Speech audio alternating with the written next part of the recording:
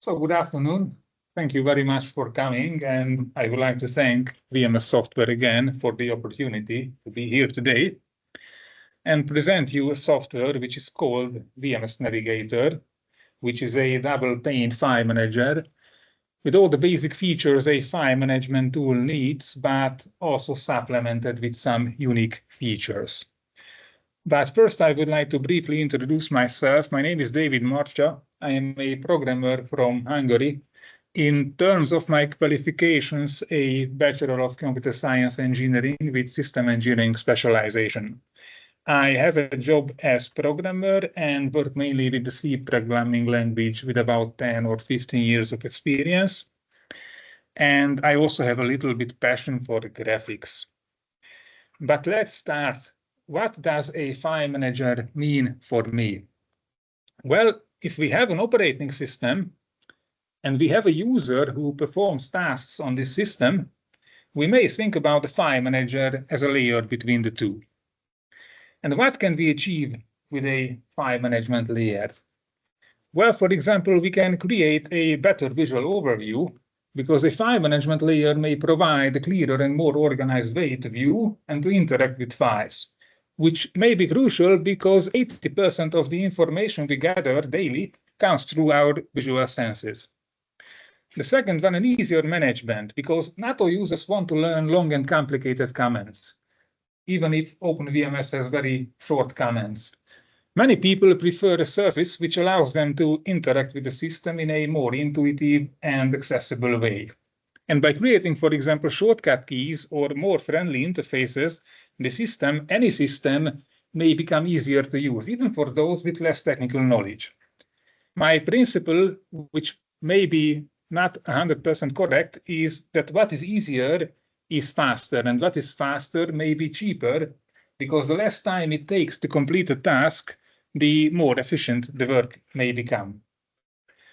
The third one, creating new features, because with a file management layer, we may add new features to the system, seemingly to the operating system, because, of course, these are, in fact, not actually part of the operating system itself, but they may act as though they are. And by integrating additional functionalities, the users may experience new capabilities. And I think that this is the most exciting, but also most challenging part of the whole project, because really we can add anything that has a meaningful value, a practical use, or a common sense. We can also add features which have no practical use, but that would be nonsense, of course. And the fourth one is educational purposes. Some of you may already know that this project started as a university thesis topic, so it features a multi-100-page documentation, which is also available if you are a university student in Hungary. And it may help students to learn and to better understand, for example, about the expected and unexpected problems in case of a file manager, but even the software like this should be prepared for, or maybe how to demonstrate the advantages of an operating system through software. So I try to focus on these four concepts while creating this navigator, which, by the way, looks like this. This is a live screen from a PuTTY terminal emulator, and I would like to continue with a live demonstration, and hopefully we will see no crashes, but we will see some examples for these four concepts I mentioned in the last minutes. So by creating a surface with two panels and assigning different colors for different file types and displaying additional information like file size and last modification date, we may create that better visual overview I was talking about. And of course, we may change the file, we may sort the files not just by file name, but also by extension, version number, and size in either ascending or descending order, which may give us a more organized view also. And of course, we have all the basic features, so all the basic navigation methods as in common file manager. So we may use the up and down key to move to the preview and to the next files, use the page up and page down key to flip through pages, use the home and the end key to jump to the beginning or to the end of a directory.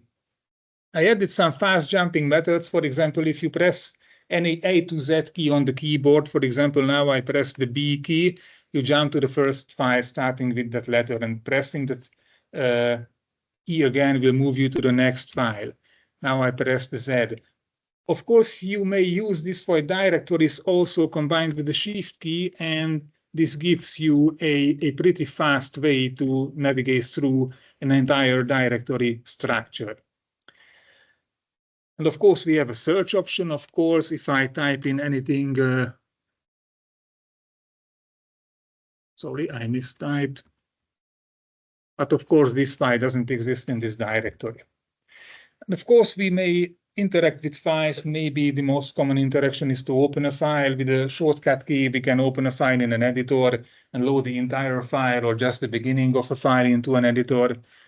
I added a quick preview because due to my work, I often look into files output content to check the output content and needed a faster method. So there is a little quick preview where you can view the beginning of any file on the inactive panel side, which sometimes saves time.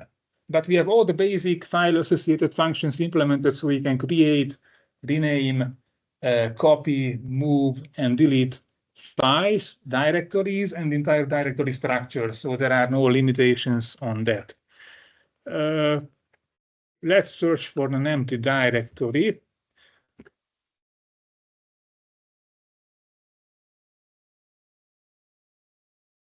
This should be an empty directory, but it's not. So we select all the files and I hit delete, and now we make this an empty directory.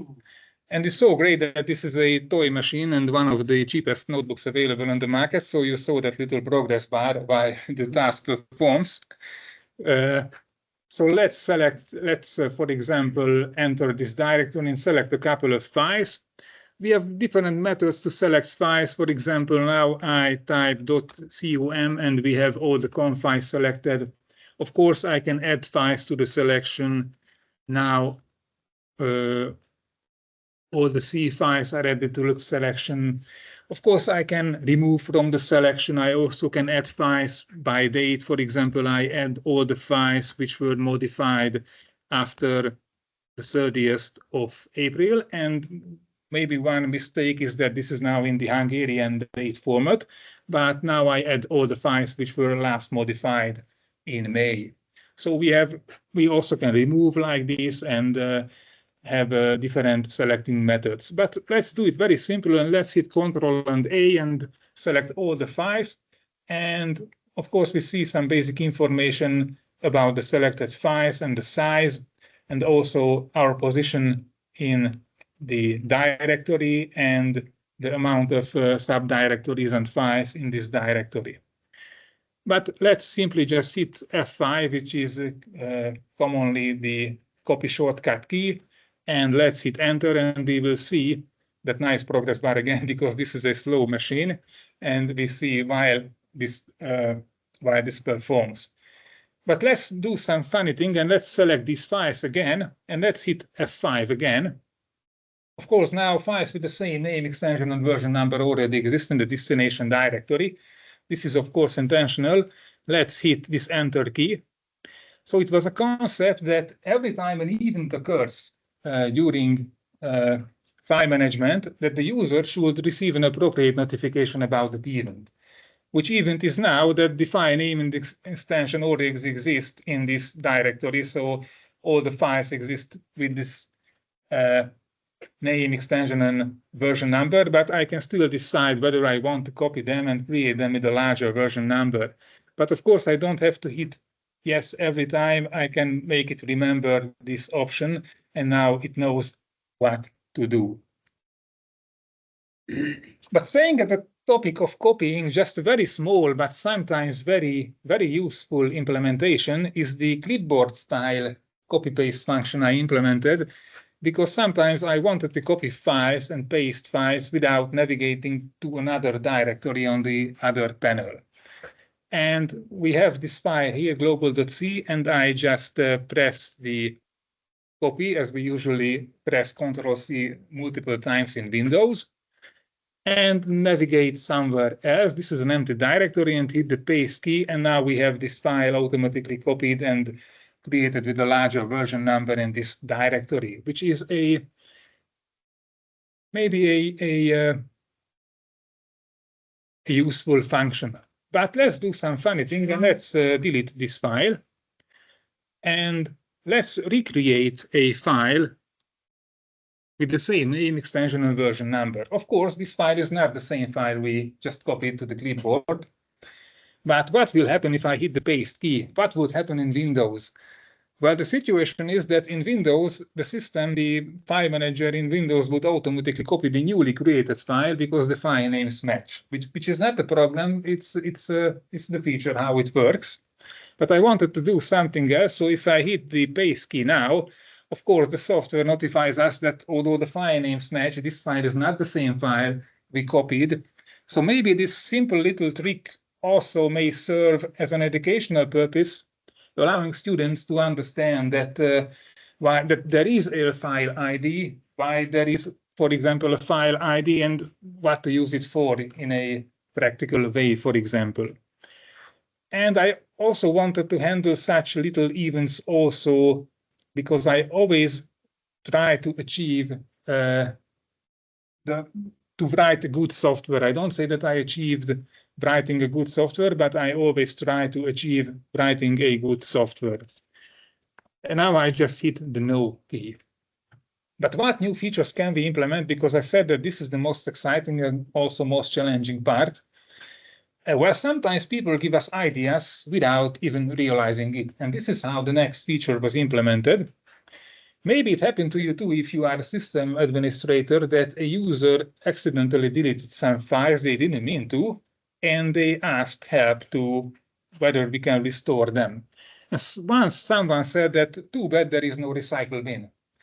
And well, on a file management layer, we may create such a feature like a recycle bin and give users the freedom to manage it within the quota limit.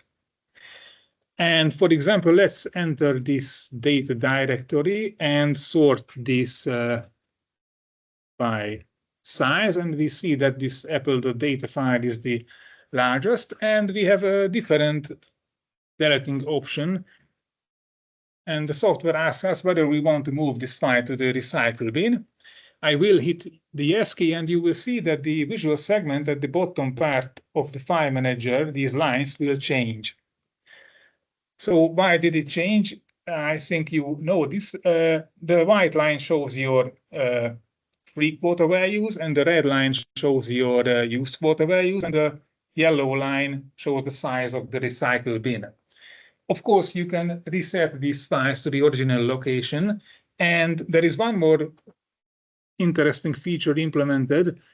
We have the settings panel for the Navigator, and this option is the recycle bin deleting days, which means that we can specify after how many days, depending on the time the file was placed in the recycle bin, we want the program to automatically remove and delete it forever. Of course, we can set this to a minimal time of days and also to infinite days. And I think that in addition to the ability to manage this independently, sometimes the users may feel more secure about their files. Some users already use this software, and they think that this is a great implementation. Of course, we can, with a shortcut key, remove the older versions of a file. So for example, now it says that two versions exist from this file in this directory. Whether I want to delete the lower versions, I hit yes.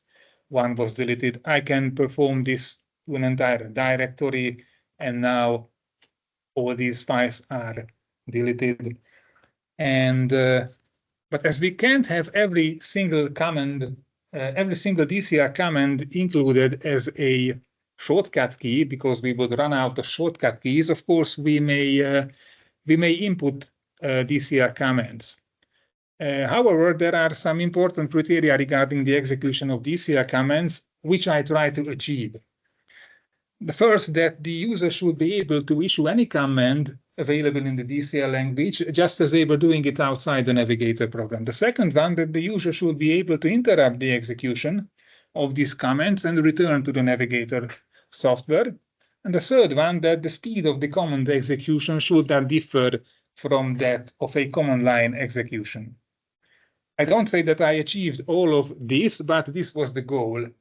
So, for example, we can input a command, for example, to list, for example, just the file information for a file, and we can see it just as we were doing it. But of course, we have, for example, a little interface for this same task as well. And for example, since I often forget the correct syntax for a lot of commands, I implemented, for example, this little feature to set the UIC-based rights for the system owner group and word groups. So you can set the read, write, execute, and delete rights with this simple 4x4 matrix-like table. And for example, let's change something and let's hit validation.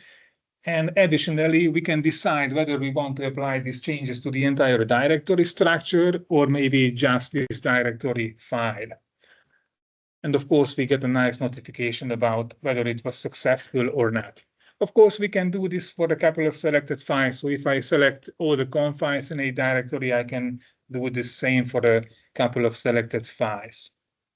But of course, we may not only perform tasks in our own directories, we may access any mounted device to the system. And we get some basic information about them, the volume name, the total size, the free space, and all this in %. And the software pre-checks the access to these devices. So for example, any device which we may not read are highlighted with yellow. And the first and the last entries on this page are special. The first one always takes you to the login directory, and the last one always opens the same directory currently open on the inactive panel. Both are sometimes very useful. Of course, the software remembers which directory you last accessed on a device, so it's also pretty, I think, useful. But of course, we have, for example, other panels also. For example, we have this detailed search option. For example, let's search for all the C files, which include, will be included in every C file. And we see the results in a nice result sub-window. And very important that the software also handles situations when someone deletes one of these files, for example, this file, while we are navigating through this result sub-window, because it may happen. And you wouldn't believe it, but there are some very expensive file managers out on the market for different operating systems, which we managed to crash just because they leave out the simple check to verify whether this file still exists when I hit this enter key. But now, of course, this exists, and we jump right to this directory. And now I would like to open another PowerPoint.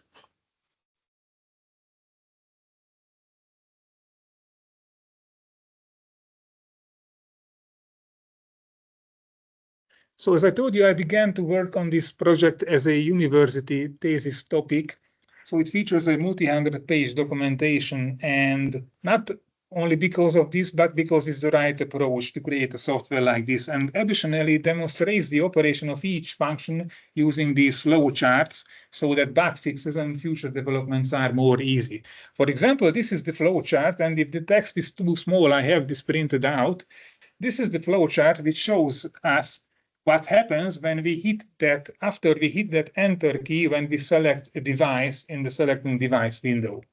And it turned out that this is the easiest method, and this is not a complicated flowchart, but this is the easiest method to make sure that the software never crashes and the user always gets a nice notification about what happened. Because we may navigate through that window when we select a device, and maybe a funny system administrator removes that or dismounts that device while we are navigating through that list, and we don't want the software to crash. And you know, if we write a software, we always, or a group always has IDs. A group always plans, and there is a group who does the coding, a group makes the test, and a group fixes the bugs. None of these processes are hard, actually. I think the real problem arises when we do all these steps ourselves, which may lead to very funny and very amusing situations, such as, for example, when an ID seemed very simple while planning, but later it turned out to be too complex to code, or maybe just my coding knowledge is not enough. Also, it's funny when we fix the bugs in our own code. So sometimes we don't really, sometimes we find the bugs in other people's codes easier than our own codes. But the software has a lot of features, and some which I couldn't show you because I only have now 20 minutes.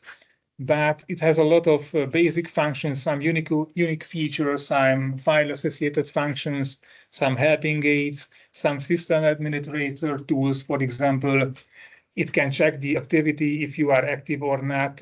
You can change the owner of directories and files. It has multiple languages. I also tried to create a unique visual style so that it wouldn't be a copy of Norton Commander, DOS Navigator, or other file managers, but still this double pane file manager. And I hope everyone is familiar with this name, Andrew Tannenbaum. Maybe I'm not correct if he's the godfather of operating systems, or maybe he thinks. But he also heard about this file manager because sometimes we exchanged emails, and this is what he said about OpenVMS. I didn't know that VMS is still around. I imagine it a bit of niche system by now, which he said this year. So if you don't agree with him, and I don't agree with Andrew Tannenbaum, this is his email address. So feel free to write him a message. We're all spamming. Yes. But my opinion is that OpenVMS is a system of elegance, and it is dignified, and it deserves a file manager worth of this legacy. And as this is not a final software, of course, it has a lot of great features, and some people already test it. But you may reach me on this website, and I don't think that this software will be open source because too much work is, I think, involved. But I would like to have this software available for the community as well. And as I run out of time, I thank you for attending my presentation.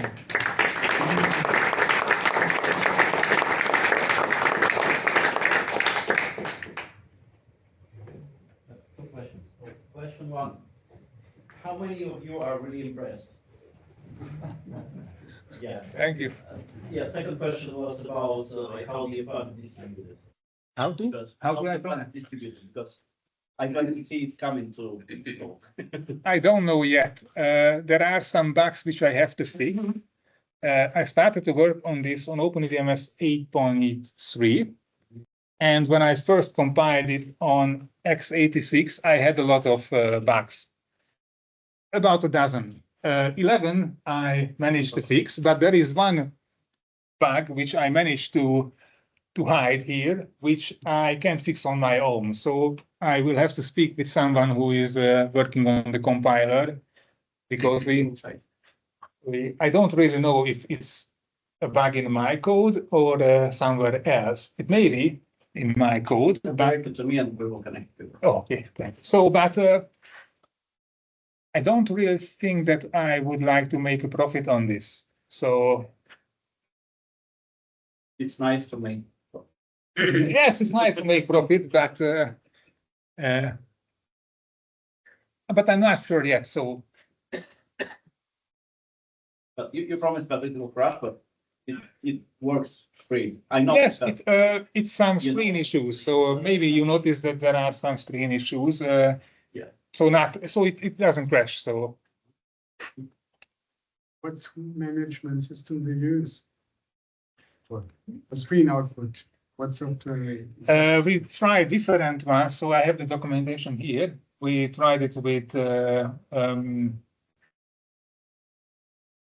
virtual display, with the SMG virtual display, and but with different ones also. But on x86 we have some troubles. Like this is SMG, This is an x86. yes, but the software, yeah. Is it screen management system or? Yes. Okay.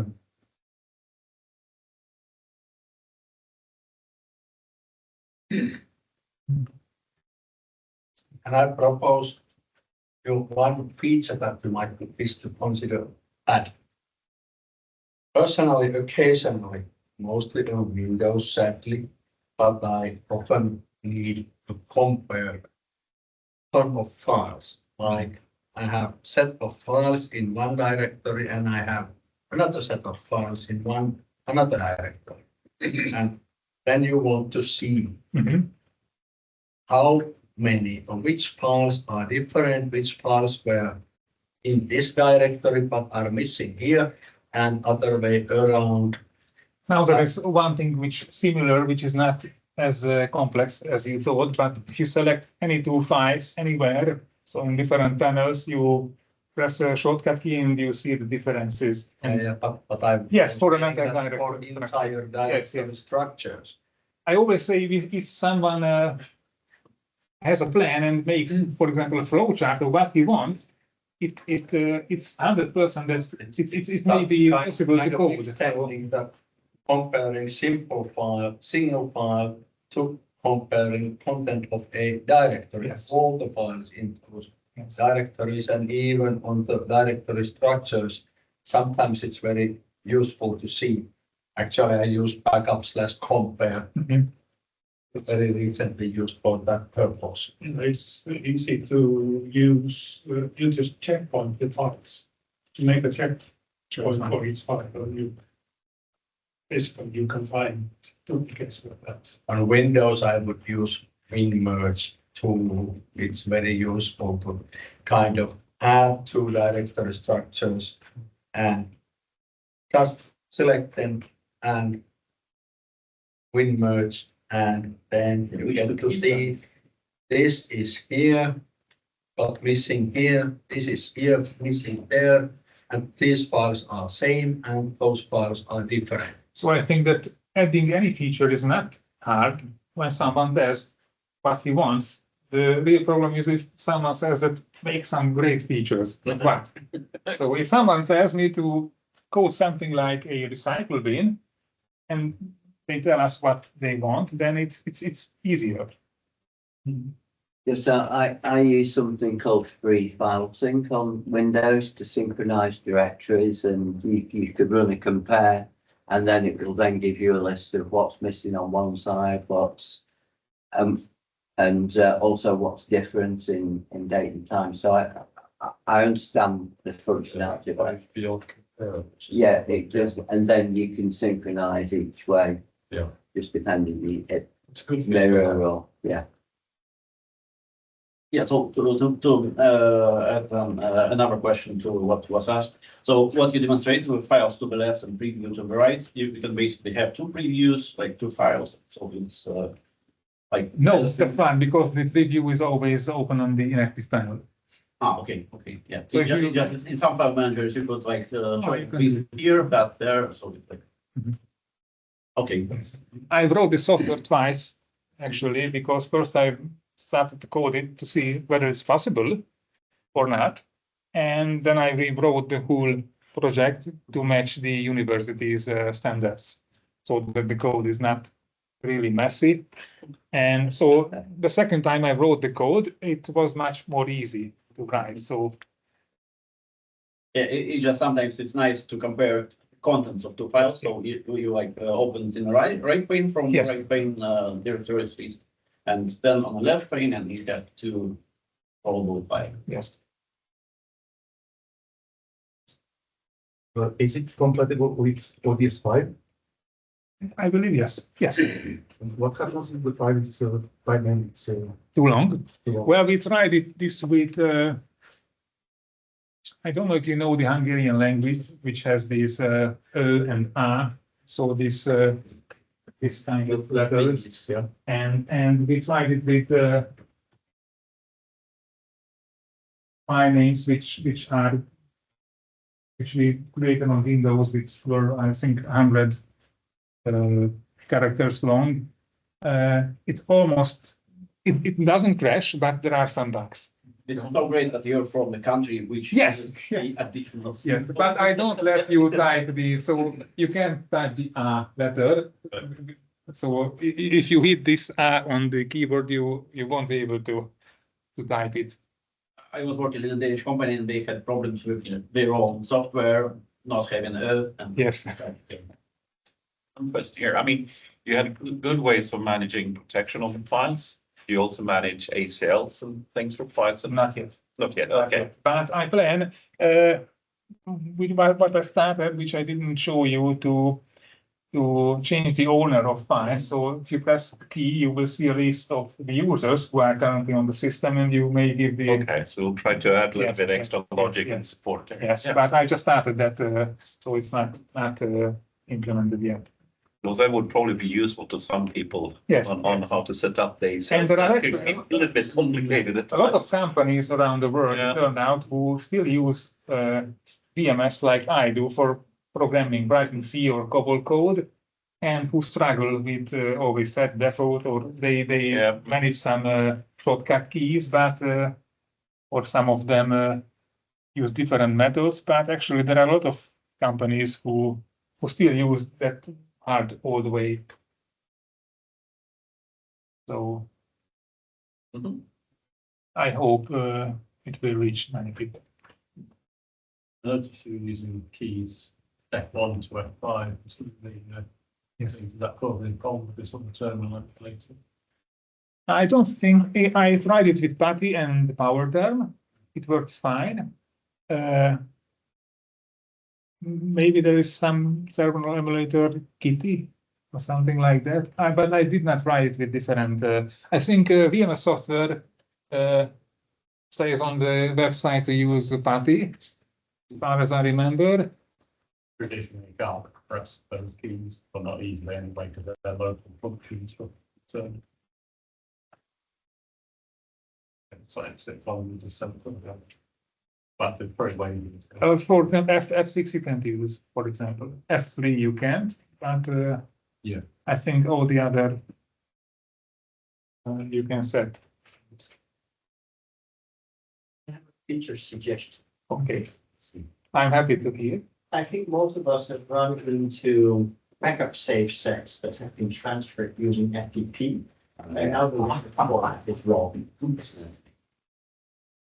See a BCK file and maybe put an exclamation mark in there if it's in Streamalert format. And maybe even having a key to automatically fix it Yeah. to the right rex format.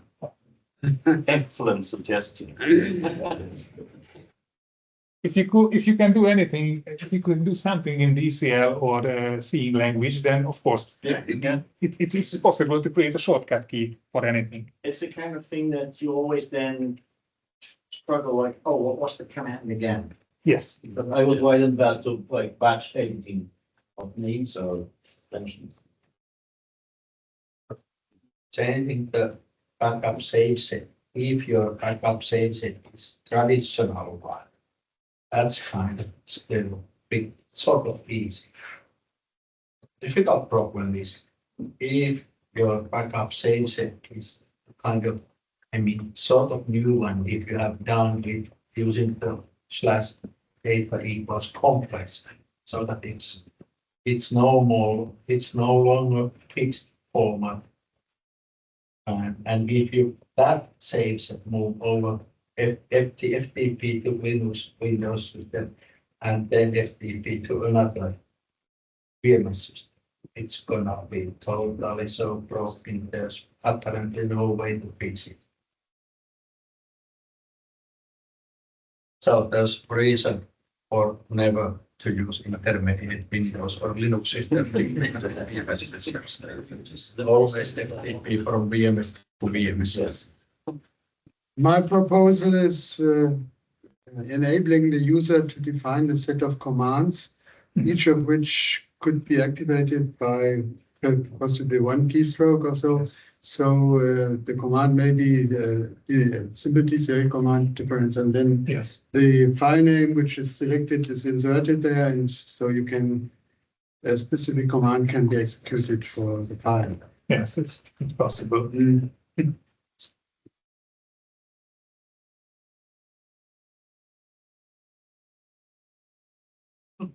So thank you very much.